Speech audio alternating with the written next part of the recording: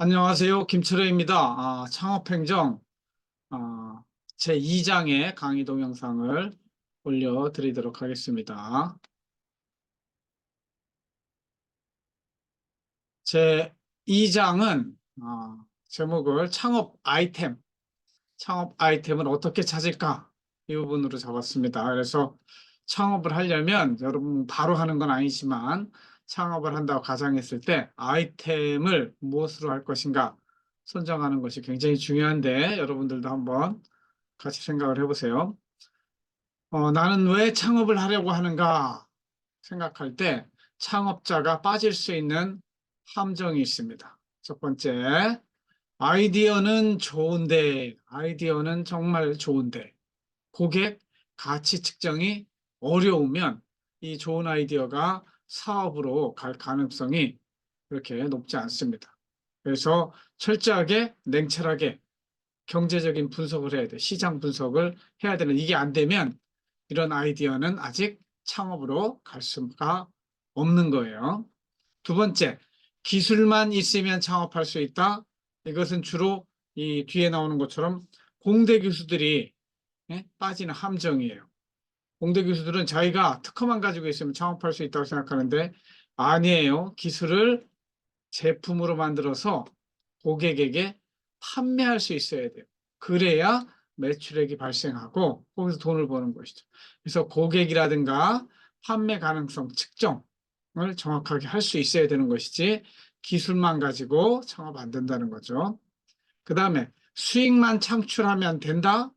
돈만 관심 있는 그런 창업자들이죠. 그러나 이것은 지속성이 없어요. 지속성이. 한 번 히트앤드런 한 번 돈 벌고 치고 빠지기 식으로 하는 거는 단기적인 시각이고 지속 가능성을 생각해야 되고 사회 전체적으로 저 기업 지속적으로 사회에 유의미한 가치를 창출하고 있네 이런 아이템을 찾아야 된다는 것이죠. 네 번째로 책상 위의 아이디어. 이 아이디어는 좋은데 하고 좀 연결되는 건데 책상 위에서 만들어진 그런 아이디어 가지고는 안 돼요. 그래서 우리 행정에서는 탁상 행정이라고 하는데 어떻게 해야 돼요? 현장 중심에 가서 실제 내 아이디어가 현장에서 어떻게 돌아가고 있는지, 실제 그 시장 속에서는 이 아이디어가 현실화되고 있지 않은지, 아니면 이미 현실화되어 있는지. 그래서 우리 이승철 총장님이 하시는 유명한 말이 있어요. 우문현답, 우문현답. 우리의 답은, 우리가 찾는 답은 현장에 있다. 어? 우리의 문제는 현장에 답이 있다. 물론 뭐 다른 말이죠. 현장 중심의 아이디어 찾는데 노력을 해야 된다는 측면을 강조하고 있습니다. 그 다음에 아이디어 발굴 방법입니다. 여러 가지 아이디어를 찾아내는 방법이 있는데 첫 번째로 마인드 맵이라고 그래요. 마인드 맵. 이거는 뭐냐면 그냥 이 머릿속에 있는 거를 그림으로 그려보는 거예요. 마인드에 있는 거를 어? 그림으로 한번 그려보는 거를 마인드 맵이라고 해요. 이거 마찬가지죠. 문자와 그림. 대부분 파워포인트 자료는 이런 마인드 맵을 어떻게 이미지로 표현하느냐 이런 것들이 중요하죠. 그래서 다양한 방법으로 머릿속에 있는 것들을 그림으로 그려내고 이걸 가지고 함께 토론을 해야 되겠죠. 그래서 브레인스토밍이라는 게 있어요.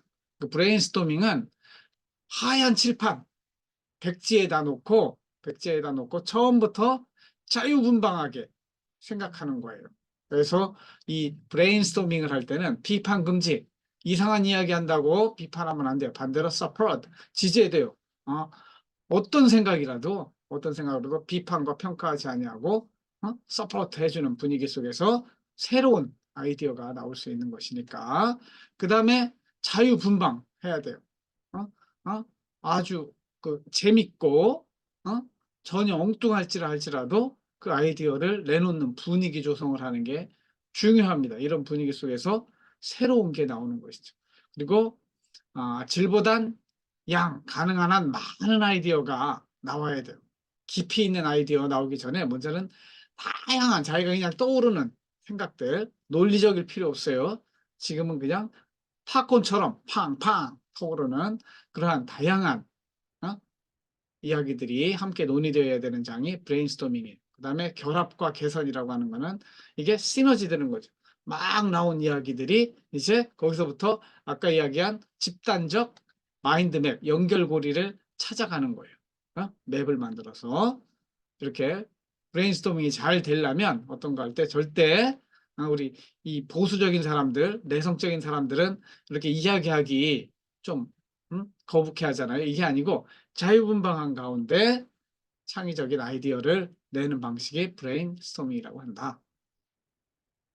브레인 라이팅이라는 것도 있어요. 이거는 기록지에 적고 그것을 가지고 서로 교환한 다음에 서로 너는 이런 생각했구나. 나도 비슷한 생각했는데 나는 너 생각에는 요거 좀 더 해왔으면 어떨까? 그죠? 자, 이것도 브레인스토밍하고 똑같은 방식인데 라이팅이죠. 이게 말로 하는 게 아니고 라이팅 한다는 측면에서 이게 자유분방한 가운데 서로 의견을 주고받는. 그 다음에 랜덤 링크라는 게 있어요. 여기는 공통된 주제는 없지만 여러 가지 중구난방 막 이야기들이 나온 거를 어떻게 연결이 되지 않을까? 일단 아이디어를 낸 다음에 연결고리를 나름대로 징검다리를 만드는 거죠. 이렇게 하면 좀 관련이 있네. 그동안은 생각할 때 아무 관련이 없었지만 새롭게 생각해 보니까 연결고리가 만들어지네. 이런 식으로 찾아가는 것이 랜덤 링크라고 하는 거예요. 그 다음에 디자인 띵킹이라는 거 있어요. 디자인 띵킹이라고 하는 거는 사용자 중심으로 다른 것 다 제로 베이스로 해가지고 사용자한테 필요한 것이 무엇일까? 여러분들 학교에서도 무학과 제도로 가잖아요. 무전공 제도로 1학년을 많이 한단 말이에요. 이게 수요자, 즉 학생들에게는 이게 더 필요할 수도 있다는 거죠.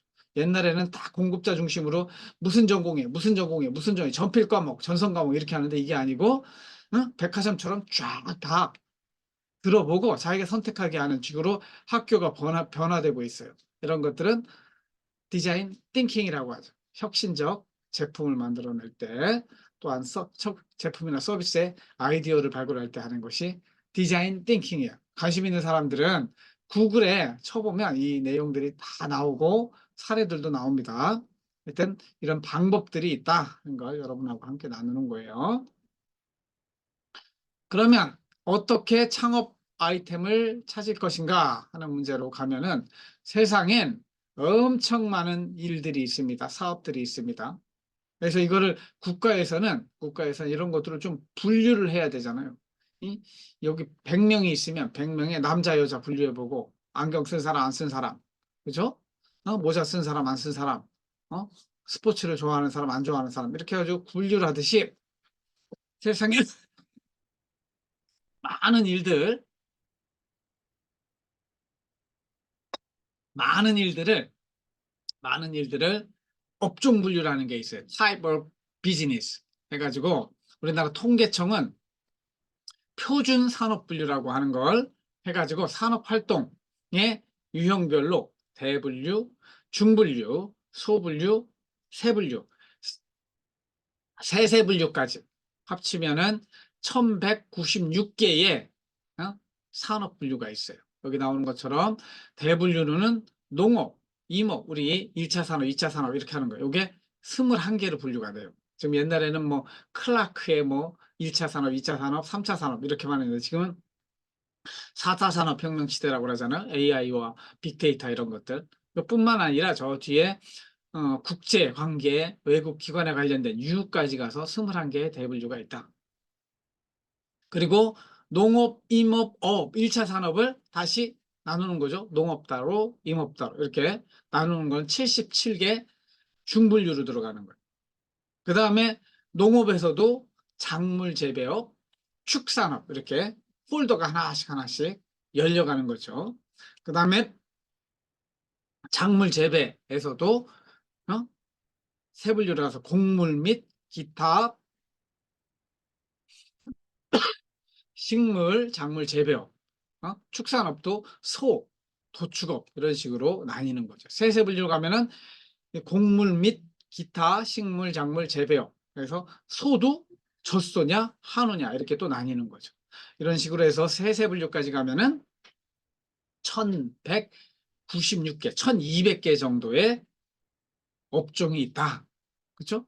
어떤 업종이 있는가, 어떤 창업 업종이 있는가를 먼저 봐야 되겠죠.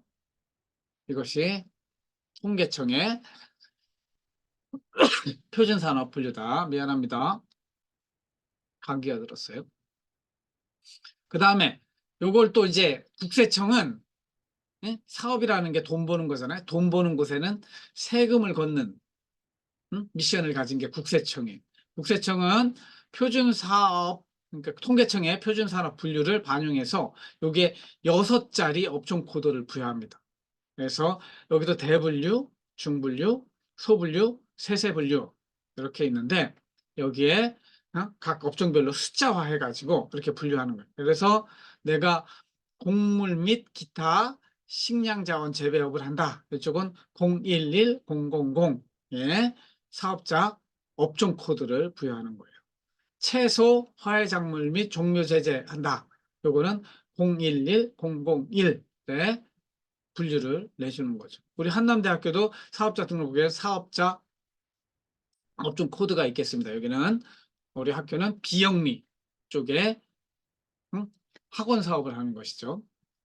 그래서 이 국세청 관련 업무에 들어가는 것이 업종 분류 코드고 여기에 따라서 사업자 등록도 하고 세금 계산하는데도 업종 분류 코드로 사용한다. 그렇게 이해하시면 될 것 같습니다. 그러면은 이런 다양한 사업 분류 코드에 있는 1200개가 되는 이런 업종 중에서 내 아이템, 내가 직접 참여해서 할 수 있는 아이템은 무엇일까 생각할 때 다시 한번 돌아보는 거예요. 어떤 걸 확인해야 되는가? 첫 번째, 내가 잘 알고 있는 업종인가? 이거 해야 됩니다. 자기가 잘 알아야 성공할 수 있어요. 그 다음에 그 업종이 시장성이 있는가? 시장성이 있는가는 뭐냐면 시장에 수요가 많으냐 이거죠. 그래서 얼마나 잘 팔릴 수 있는가? 그리고 상권, 어느 지역을 선정했으면 그 지역 주변 상권이 어떻게 되어 있는가? 이걸 위해서 시장 조사를 해야 되겠죠. 그 다음에 경쟁자 분석을 해야 됩니다. 동종 업종 경쟁자는 누구이며 내가 그 사람을 거기서 해가지고 이길 수 있는가 하는 거. 시장에서는 무한 경쟁이니까. 그 다음에 지속성 또는 성장성, 장래성이 있는 업종인가 한번 하고 히트앤런 할 것인지 아니면은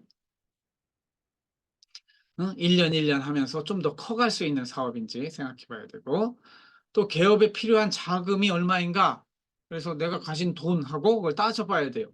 내가 가진 자금으로 그 사업을 시작할 수 있는가 한번 살펴봐야 되는 것이죠.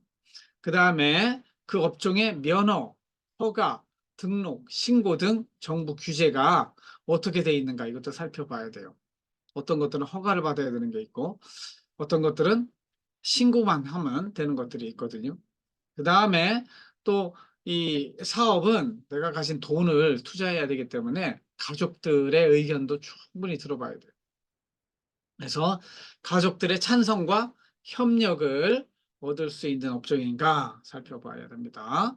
그 다음에 또 창업 전문가가 주변에 있으면 창업 전문가하고 서로 상담을 해서 창업 전문가가 추천하는 업종인지 이런 것들도 한번 점검해 보시는 것이 필요합니다. 그래서 여러분들도 지금 하지 않더라도 장래에 내가 이거는 뭔가 될 것 같은데 그런 아이디어가 있으면 이런 부분을 체계적으로 그래서 나의 창업 노트 하나 사가지고 이런 것 하나하나 정리하고 스크랩도 하고 포스트잇도 붙이고 이렇게 10년 계획을 하면 그때는 뭔가 구체적인 게 보이죠. 나도 협동조합을 만들어 놨는데 이제 4년 됐거든요. 그래서 제가 보니까 좀 더 이렇게 연구를 해봐가지고 협동조합을 할 수 있는 일들이 아이디어를 이렇게 모으고 시장조사도 다니고 이렇게 하고 있어요. 그래서 저 뒤에 11장에서 제가 구상한 사업계획서를 여러분들하고 함께 나누겠지만 그런 것들이 단번에 되는 것이 아니고 꾸준히 이 사업하는 거에 대해서도 공부를 해야 된다. 이 부분을 여러분들이 염두에 두셨으면 좋겠습니다.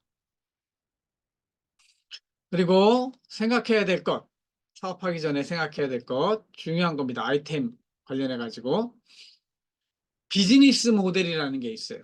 비즈니스 모델 여기 보면 a company's plan for making a profit.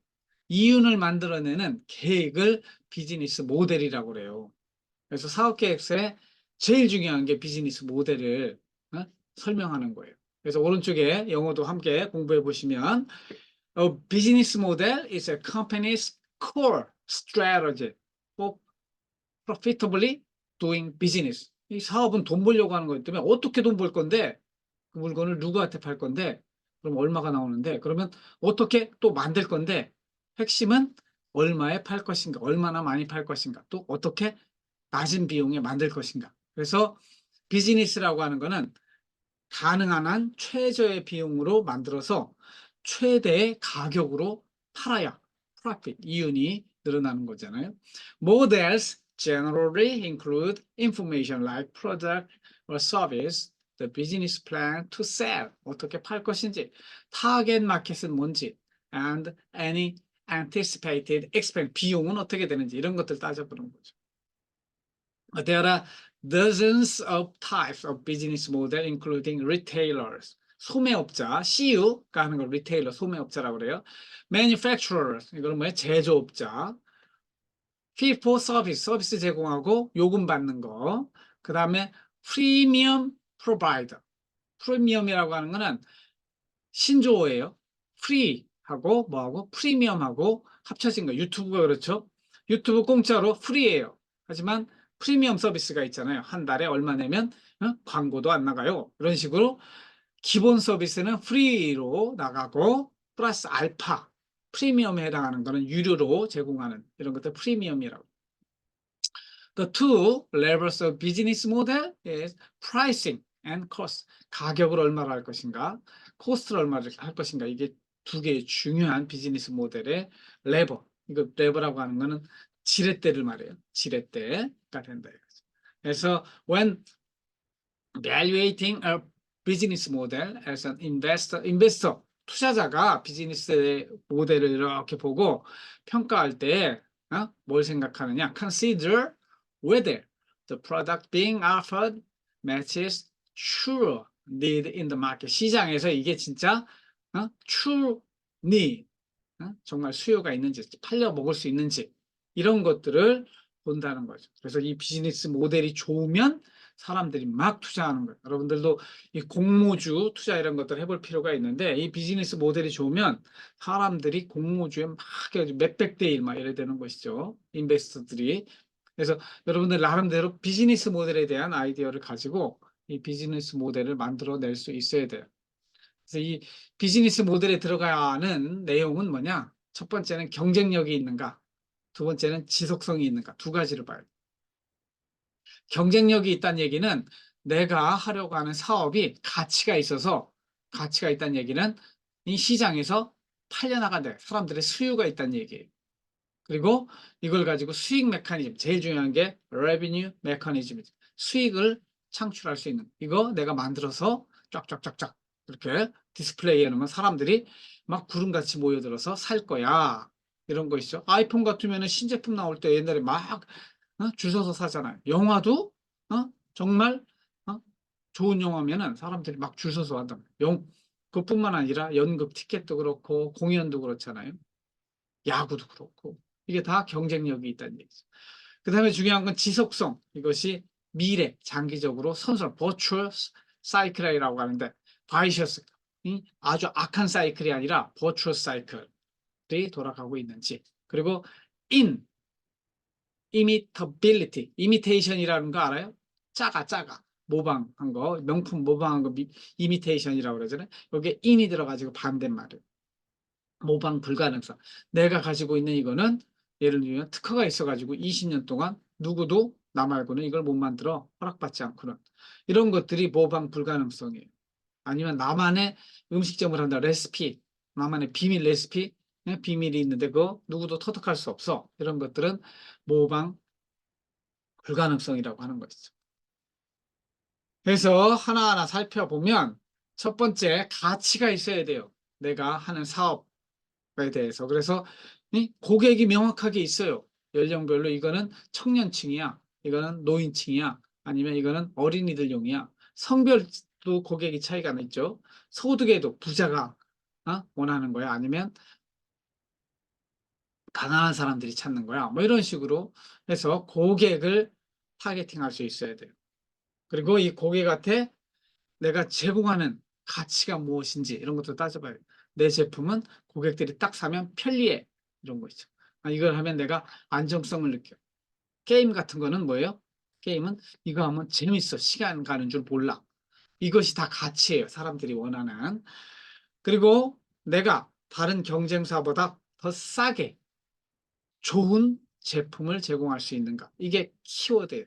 지금 경쟁자들하고 분석해 볼 때 내가 더 싸게 좋은 제품을 만들 수 있으면 그 사업 들어가면 되는 거예요. 이거를 제품의 경쟁력, 서비스의 경쟁력 이렇게 부르는 거예요. 그 다음에 이건 한번 했던 거니까 넘어가고 슬라이드가 중복된 것 같아요. 그 다음에 뭐니 뭐니 해도 돈 버는 거니까 수익 메커니즘이 중요해요. 어떻게 수익을 낼 것인가? 내가 만드는 제품의 원가는 얼마인가? 어? 시장에 가보면 이거를 얼마에 팔 수 있는가? 그러니까 판매가에서 원가 빼면 그게 프라핏이잖아요. 나는 500원에 만들어서 1000원에 팔 수 있어. 나 짜장면 내가 농수산물 시장 가서 원가 다 조사해보니까 나는 짜장면 한 그릇에 2,000원에 만들 수 있어. 근데 보니까 8,000원, 만 원에 파네. 한 그릇 팔 때마다 내가 8,000원씩 벌 수 있어. 뭐 이렇게 따지는 게 수익 모델이에요. 그래서 이 수익 모델이 제일 중요하고 그 다음에 마지막으로 어떻게 판매할 것인가. 수익 모델 중에서 중요한 겁니다. 원가하고 판매가만 있다고 되는 거 아니에요? 이걸 어떻게 판매, 이거 마케팅이라고 하는데 마케팅. 그래서 홍보를 하잖아요. 사람들한테 이걸 사러 오게 만드는 거죠. 그래서 사업체라고 하는 건 내가 기업으로서 고객에게 뭘 제공하는 거예요? 가치를 제공하는 거예요. 가치를. 짜장면 한 그릇을 만들면 짜장면이 주는 맛있음, 배고픔을 해결하는 이 가치를 전달하고 그 대신 뭐 받는 거예요? 돈을 받는 거예요. 서로 바꿔치기 하는 거죠. 고객 입장에서 내가 돈 10,000원 가지고 있는 것보다 지금은 짜장면 먹는 게 돈보다 더 좋아. 그럼 기꺼이 고객 입장에서는 돈 10,000원을 내고 짜장면을 먹는 것이죠. 우리가 하는 행동들이 다 그래요.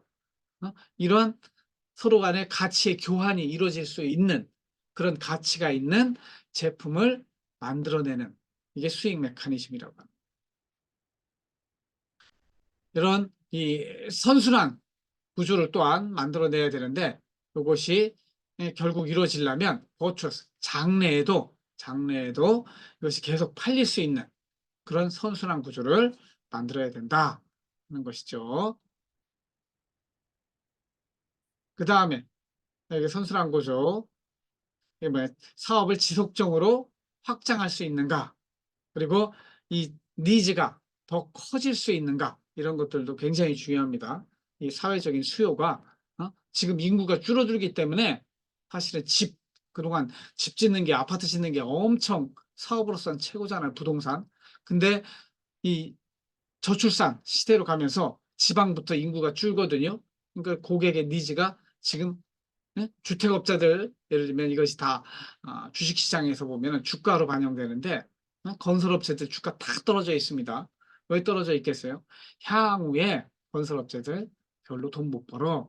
그런 거죠. 이게 미래의 선순환 구조가 지금 안 되는 거죠. 그러니까 애 낳아야 된다 막 이러는데 사실 이거 다 가진 사람들 자기 집값 떨어질까 봐 주장하는 사람들, 저같이 집이 없는 사람들은 여러분들도 마찬가지예요. 인구 더 줄어가지고 집값 다 떨어져가지고 지금 5억 원 하는 거 1억으로 떨어지면 내가 1억 가지고 그 아파트 들어갈 수 있잖아요. 우리들 입장에서는 저출산이 더 좋은 사람들도 있는 거예요. 그래서 돈 가진 사람 입장에서는 그렇지 않는 거죠. 그래서 이 모든 세상은 돌아가는 거는 상대적인 거예요. 그 바라보는 관점에 따라서 다른 것이고. 그 다음에 모방 불가능성. 굉장히 중요해요. 그래서 특허를 가지고 있어서 특허를 통해서 다른 사람은 쓰지 못하게 하는 것. 그리고 기업의 비밀을 가지고도 할 수 있어요. 내가 다른 사람보다 특허 내도 비슷한 걸 만들어내 가지고 또 만들 수 있으니까 나는 아예 외부에 공개를 하지 않아. 영업 비밀로 꼭꼭 숨겨두는 게 있어요. 이렇게 해서 그 대신 다른 사람 쫓아오는 것보다 어? 더 먼저 새로운 걸 만들어 내 가지고 혁신을 통해서 모방을 못하도록 하게 만드는 것이죠. 그 다음에 거대 네트워크를 쫙 깔아놔가지고 못하게 만드는 거, 이런 것들도 있어요. 카카오톡 보세요. 저는 쟤를 다 공짜로 하면서 지배해버렸잖아요. 그 비슷한 게 나와서 더 이상 할 수 없게 돼 있죠. 응? 그런 것들은 네트워크 산업이라고 그래요.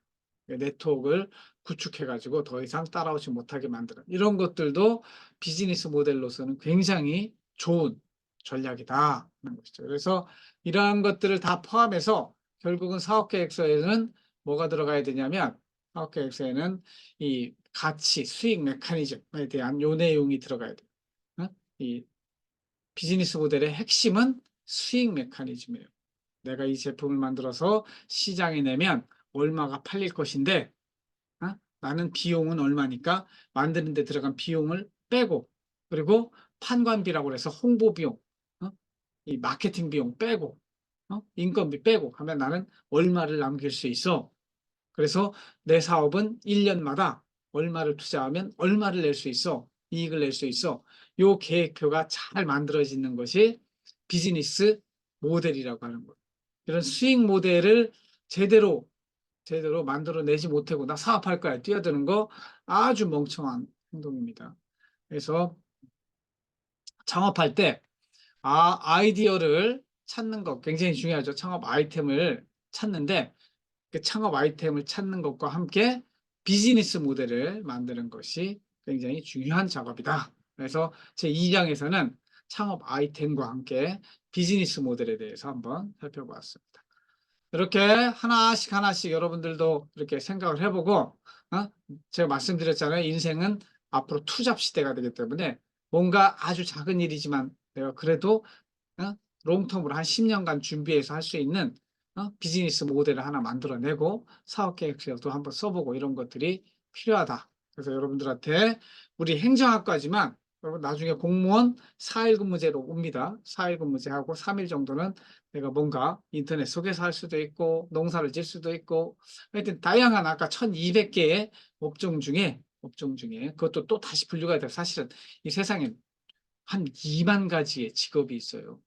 2만 가지의 직업이 있는데 그러한 사업 중에서 하나를 한번 구상해 보시라는 의미로 이런 수업을 하고 있습니다. 그래서 이렇게 동영상 보시고 궁금한 점들 대면 수업 시간에 질문을 많이 하세요.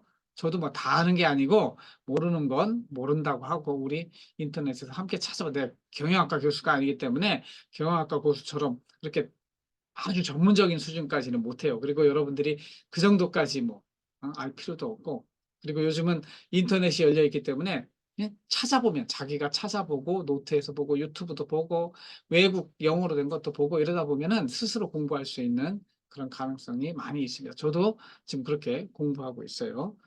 아무튼 나머지 내용들은 수업 시간에 서로 질의응답하면서 살펴보도록 하겠습니다. 보시고 꼭 미리 예습을 하세요.